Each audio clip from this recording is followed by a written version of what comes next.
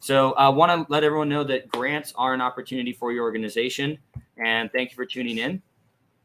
The goal of this is for you to know how to identify and find grants, as well as then the goal of the overall panel is for you to understand as a farmer or food producer, kind of the challenges, the opportunities that you can actually go through when it comes to submitting a grant. So a very basic way of identifying these grants is just through random Google searching. I know it sounds very basic, but Google is a friend, and there's a lot of basic keywords that you can put if you have a project idea, or if there's an organization that you're interested in finding. You just kind of put their name into a search and you just follow the links. Also very useful is reading blogs and articles that specifically list grants. There are a lot of blogs that will talk about veteran serving grants, or women owned businesses, or Black and Indigenous peoples of color grants specifically. So you can look at it through multiple lenses, whether it be an idea, a keyword, who your organization is, or how you are. There's a lot of these funding opportunities. And then you also want to look at the governmental agencies that serve you. So I did forget to write in here, tribal. There are a lot of tribal nations in Arizona specifically that have a lot of programs. With this RFPP overall organization, we haven't really dived into those grants or those programs, nor have I with my consulting business, but we do have a lot of federal funding with the USDA. There's also some state opportunities. Counties sometimes will have opportunities for you to access grants or funds, as well as cities and even regions. And so, for example, we have in Flagstaff a incubator entrepreneurship center that has grants that you can access, and programs and funding.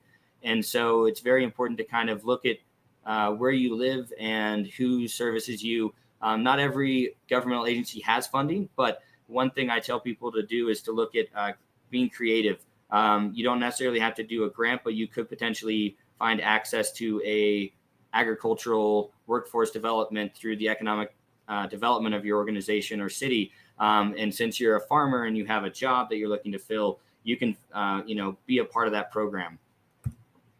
When it comes to identification, you also want to look at different organizations that will serve you as a farm. So are you looking for a nonprofit? Like in Arizona, we have the Arizona Community Foundation, also in Flagstaff Food Link. We also have different organizations that can support you in corporate foundations. Cliff Bar, for example, has a very awesome foundation grant for nonprofits that are providing for healthier food systems, and it provides money for operational costs. And that is very important to realize, is that when you're looking for funding, they don't always give you money for just anything. It's usually a specific area or a specific need. Additionally, there's corporate foundations will provide funding for people that use their services. So if you use FedEx, for example, as a business, they actually have a $50,000 grant going in the next week or two. They're going to be closing it, but you can apply for it as a FedEx user. And then if your organization or business is chosen, you win a $50,000 cash reward, as well as other opportunities.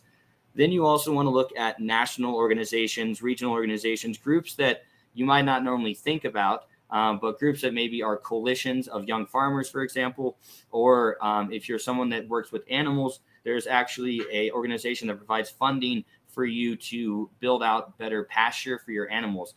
Because they care about the animal welfare, there's funding for those kind of things. So once again, it's really important to identify who you are as an organization on a bunch of different levels, and then trying to figure out if you can find funding that way. And then, like I had mentioned earlier, there are organizations that specifically fund veteran farmers, people of color and Black and Indigenous farmers, women-owned businesses. And then there's even organizations that overlap. For example, Visa has a grant for Black women-owned businesses. And so once again, identifying funding sources is really important, but identifying who you'd like to associate with as an organization. There are, organizations that provide money that you might not want to work with. Now, the next step when you identify grants is to identify what you can get money for. And so this can happen in two major threads. One is matching your projects to grants. So, for example, if you are doing animal welfare upgrades, the FACTS Animal Welfare Grant is one that you would want to funnel and write for. If you wanted to have a hoop house, which I think both of the next speakers on this panel have actually had access to, the NRCS has funding directly for you to build certain projects.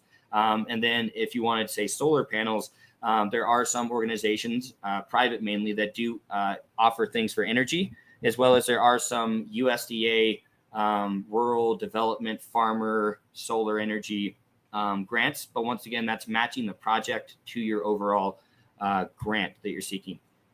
Then the other way, which is the vice versa, is you are matching your grant to the project. And so, for example, if you wanted to write a grant for Western SARE, which is part of the USDA, you need to have research and education built into your grant. And so that is where the grant will more broadly define what your project does. It doesn't necessarily say you do a specific project, but it says that you have to do something in addition to your project. And once again, it would be research and education. Another organization or another grant that could fund you is, say, a veteran supporting organization. There's several that I've worked with that they don't really have any requirements. They just give you X amount of money and you use that for whatever you need. And that could be equipment upgrades.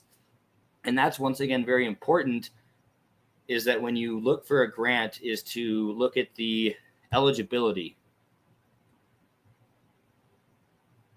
And so when you're going through your grants, you want to make sure that you're writing really good notes. You're identifying key deadlines. You're identifying the eligibility of both the organization as well as the money that you're looking to get. Are there any budget restrictions? Additionally, several grants will require matching funds or proof of matching funds or some kind of buy-in, which is very important. Additionally, they do ask for timelines and do ask you to have good documentation for your grant. And so when it comes to reviewing the sections of grants, there's typically a lot of areas that they ask you to write, but the most common ones that I've seen for grants is, what is the project description that you're looking to get funding for? Provide a background of the applicant for the grant, provide a budget, and this budget is very diverse, and some organizations ask you just to do a line-by-line item. Other groups ask for a very well-documented expenditure report, as well as a justification with your budget. And so you need to be very clear on what area of the grant they're asking and what kind of material they're asking. Additionally, there's a lot of project timelines. Grants are very directed on timelines, and they can be 1 year, 2 year, 3 year. Very rarely is it given with no timeline at the end. And they do expect usually a final report or some kind of documentation through the timeline and through the project. Additionally, they usually will ask for a project narrative. So not just a brief description, but what are you actually doing? Provide the ins and the outs. The word count is very important. You really don't want to submit a grant with only half the words submitted. They do provide you that large amount on purpose. They do want you to use it. But also, if you're finding that you're being very repetitive and just doing a lot of reiterating of the same thing, that might not be the best idea either. So once again, carefully read through the document to identify what the grant exactly wants or will fund. Create a separate document to write your answers. A lot of times there will be these online portals and different application processes, and you really want to have everything you've written on a separate document so that nothing gets erased. Make sure it's all saved. And then really make sure that you have proper grammar. It's very easy if you use spell check, as well as you can get the free version of Grammarly. You don't want the grammar to be the reason why you don't get the funding. There are organizations that do say that grammar and punctuation and things like that do not matter. So once again, be aware that organizations do have different standards for submission practices. Also, you really want to have all of your material done the day before. Always plan for technological issues as well as the internet having issues. And you really don't want the reason why you don't get funding to be because of a technicality that could have been controlled. And so always try to plan to have an early deadline for yourself. And then also look to create supplemental documents if you're allowed. Some grants say that you can add things. I highly recommend it. Also, some organizations say these are optional, so it doesn't hinder you. I, once again, try to shy on the side of giving more information, which can help them build a greater idea of what you're trying to do, a vision, pictures of the farm, of the business plan, or of the products that you're going to buy. If you're going to buy equipment, you want to maybe have that attached on a budget explanation. So those are the main things that I wanted to address, and wanted to now turn some time over to our next speakers. We have Andrea, who's going to be talking about some grants and her organization, and then Rylan, who will be talking about some other grants. My name's Darren. Once again, please feel free to reach out to me. I do have a booth. You can reach out to me. I unfortunately am moderating throughout the event today, and so I might not get to you until a day or two after this through my consulting page. So thank you again, everyone.